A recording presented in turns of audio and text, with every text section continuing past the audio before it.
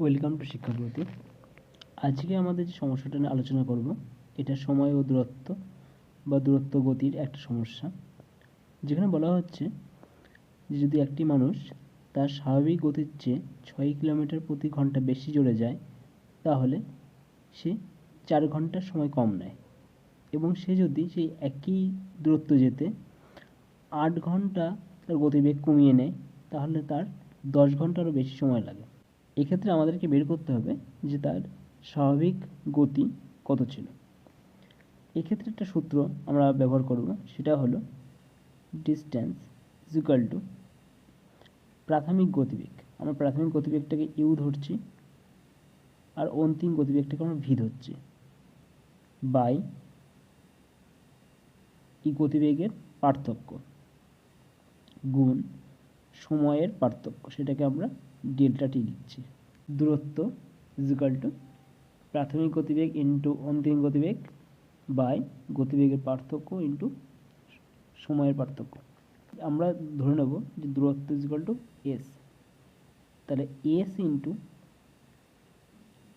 S plus 6 by এদের মধ্যে পার্থক্য তাহলে কত হচ্ছে 6 কিলোমিটার প্রতি ঘন্টা, তাহলে বাই 6 গুণ সময়ের পার্থক্য কত হচ্ছে 4 ঘন্টা। তো এইটা পেয়ে গেলাম একটা আমার ডিস্টেন্স। সেম একই ডিস্টেন্সেও সেকেন্ড কেসে ব্যবহার করছে, তাহলে সেক্ষেত্রে distance D is equal two হবে এস ইন্টু 8 ঘন্টা কম, তার মানে এস মাইনাস 8 বাই তাদের ডিফারেন্সটা, মানে গতিবেগের ডিফারেন্স যেটা হলো 8ই আছে, গুণ সময় কত, সময় হচ্ছে আমার 10 ঘন্টা বেশি লাগছে, 10। এটাও একটা দূরত্ব, এটাও একটা দূরত্ব, এই দূরত্ব দুটোকে আমরা সমান করে দেবো। সমান করলে সেখান থেকে আমরা এস মানে আমাদের যে গতিবেগটা আছে সেটা আমরা বের করতে হবে। তাহলে S into S plus 6 by 6 into 4 is equal to S into S minus 8 by 8 into 10। এখানে এস এস কাটা, এটাকে 2 দিয়ে কাটছে 2, এটাকে 2 দিয়ে কাটছে 3, এখানে কাটছি 4, এটা কাটলাম 5। তাহলে কি আসলো?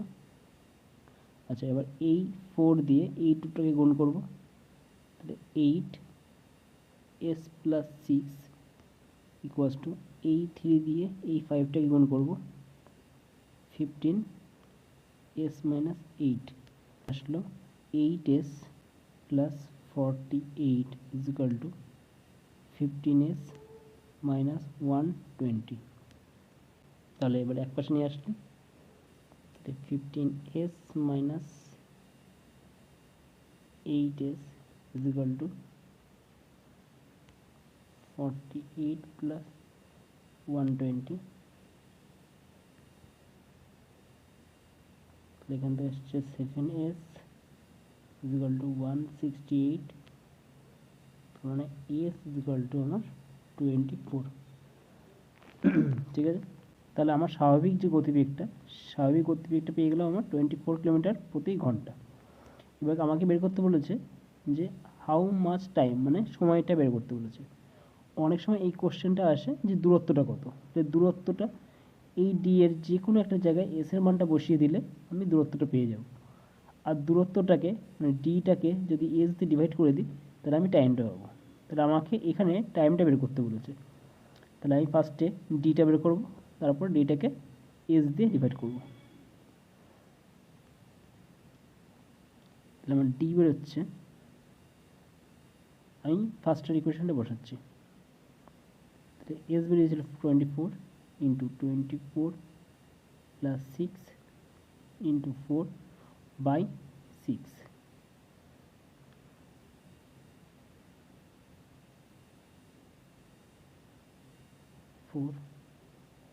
তাহলে 4 ইন্টু 30 ইন্টু 4, তার মানে 480। এটা হচ্ছে আমার ডিস্টেন্স বেরোলো।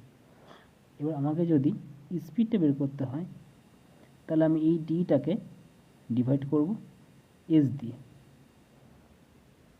তাহলে ডি বাই এস যদি করি তাহলে 480/24, তাহলে আমার আসলে অ্যান্সার হচ্ছে 20। এই 20 হয়ে যাবে আমার এই অঙ্কটার অ্যান্সার।